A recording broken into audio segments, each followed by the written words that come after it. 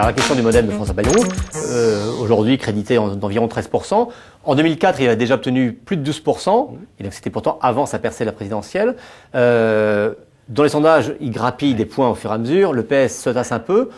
Est-ce qu'il y a la possibilité, d'ici 15 jours, à voir les courbes se croiser entre le PS et le modem? Alors, étant donné les niveaux de départ, 21-22% pour le Parti Socialiste, 12-13% pour le modem, que véritablement les courbes se croisent à la fois pour les listes du modem et pour les listes du Parti Socialiste, ça semble hautement improbable. Et d'une certaine manière, c'est un échec pour François Bayrou. Pour l'instant, il se situe au niveau où se situaient les listes UDF en 2004, donc il n'y a pas de véritable dynamique.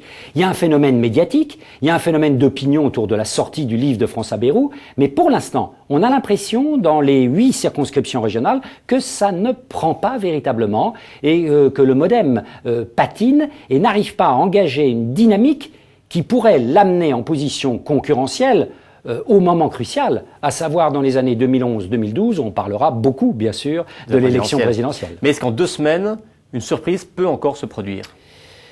La surprise est hautement improbable. Elle est hautement improbable parce que si vous voulez combler en 2 semaines de campagne un gap qui tourne aux alentours de presque 10 points par moment, en tout cas 8 à 9 points, ça semble extrêmement difficile. Surtout que là, les offres sont moins personnalisées que dans une élection présidentielle. Dans l'élection présidentielle, on l'avait vu, à un moment, Bayrou avait été flirté avec le niveau électoral de Ségolène Royal. Là, on a des listes du modem et Bayrou n'est pas présent en tant que tel dans ces listes.